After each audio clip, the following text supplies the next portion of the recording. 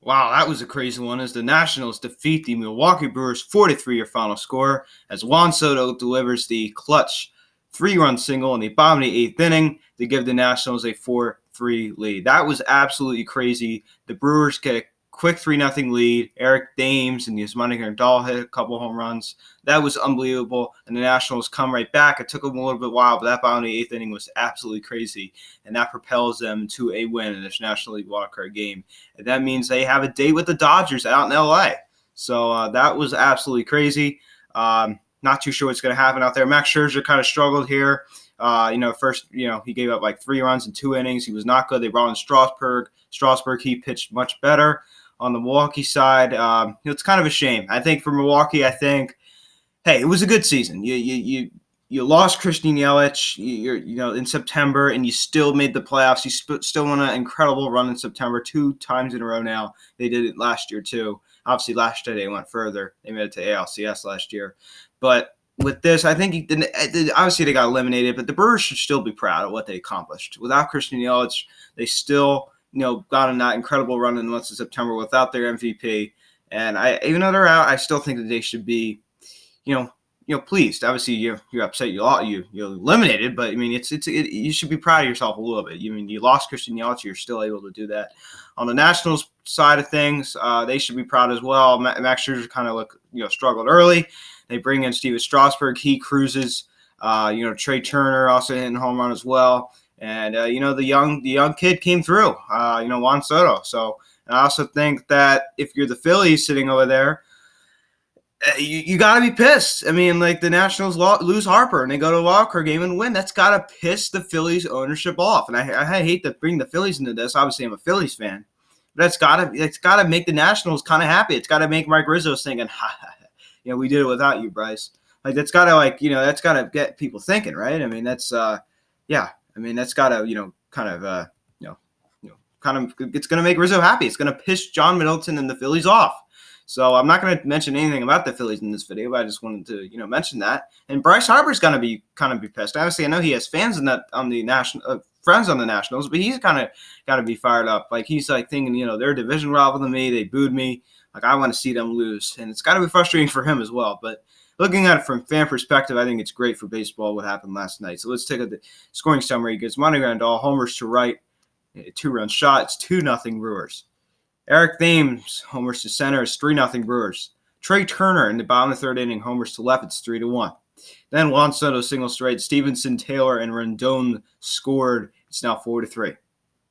Now, speaking of Rendon, before we get to the box score, he actually had a contract offer on the Nationals, 7 years, like $215, I believe it was. I do not think he will accept that. I do not think he will do that. So I think Arenado got like 7 years, like $260. So I highly doubt that Rendon will accept some. I think Rendon had a better year than Arenado. I mean, he plays at Coors Field, so Arenado does. So I mean, you got to factor that in. I definitely would rather have Rendon right now than Arenado. So let's take a look at this box score. Grinson 0 for 3, 1 run scored, 1 walk, 2 strikeouts. Yasmani Grandal 1 for 3, 1 run scored, 2 RBIs, 1 walk, 1 strikeout. Mike Moustakas 0 for 4. I'm just going to do one because there's 2 box scores. I'm not going to say 1 run scored. I'm just going to say 1 for 4. Ryan Braun 1 for 4. Eric Thames 2 for 4. Lorenzo Cain 1 for 4. Acura 1 for 4. Pomerantz 0 for 1. And Gamble went 0 for 1. Trey Turner 1 for 4. Adam Eaton 0 for 3. Ryan Zimmerman 1 for 1. Rendon 0 for 3. Juan Soto 1 for 4. Howie Kendrick 1 for 3. Asdrubal Cabrera 0 for 3. Kurt Suzuki 0 for 3. Victor Robles 1 for 3. Max Scherzer 0 for 1. Brian Dozier 0 for 1. And Michael Taylor scored after he pinch ran. Max Scherzer went 5 innings, 4 hits, 3 runs, 6 strikeouts. He 3 walks. He was not terrible, but he it's not Max Scherzer. Like he kind of he wasn't good in the month of September. He's just kind of lost a little bit. So he's just kind of been struggling. I think he's a little bit tired. So we'll see what happens with Max Scherzer. I think he was hurt a little bit this year. I think he's just kind of kind of wore out from the year. We kind of see him. He's not a fantastic pitcher in the postseason. He's just not. He's not. You saw it in 2017 against the Cubs, so he's not great. Steven Strasburg, 3 innings, 2 hits, 4 strikeouts. He was much better. He got the win. Hudson, an inning, 1 hit, 1 strikeout. On the Brewer side, Woodruff, who's not an ace. He's not that good. 4 innings, 2 hits, 1 run, 3 strikeouts. Sutter, 1 inning, 1 hit, and Pomeranz, 2 innings, 2 strikeouts. He's the one who got the loss. Hader, Josh Hader. Juan Soto did that against Josh Hader. 1 hit, 2 hits, 3 runs, 2 were earned, 1 walk, 2 strikeouts. So not only did Juan Soto came up big, he did it against Josh Hader, who's a fantastic. He's one of the best really pitchers in all of baseball. So that's even more of an accomplishment. So the Nationals defeat the Brewers 4-3. So let's go looking into this LA series. So, obviously the Nationals are going to have to go out to LA. It's going to be interesting. It's going to be interesting to see what happens out there. They obviously, have a worse record than the Dodgers. So that means that they will obviously be going out there first, and the Dodgers will not be going to DC, of course. So while I get the matchup, so Patrick Corbin will be going game 1, of course. Number 1, even if Scherzer still could have done it, I think Davey Martinez made the right decision. Corbin, he was the Nationals' best pitcher in the second half of the year, and I definitely think that's a good decision. You don't start Max Scherzer until game 4. I think it gives Max an incredible amount of rest time, gives him time to kind of think mentally. I think that's a very smart decision. Anibal Sanchez will go game 2, Steven Strasburg game 3. I think and then if necessary, game 5, Corbin again. But I think that's a very good decision from Martinez because I don't think that it's a smart decision to start Max after such a rough performance. I think it's good to give him some days off and kind of get a rest. So it's an even match series when it comes to pitching. You got the Nationals big 3. Or big 4, I guess, technically. I mean, you got Sanchez. He was great for the Nationals this year. And you got the Dodgers, Ryu, Kershaw, and Buehler. So it's going to be an interesting series to see how it plays out. I see the Dodgers prevailing in this one.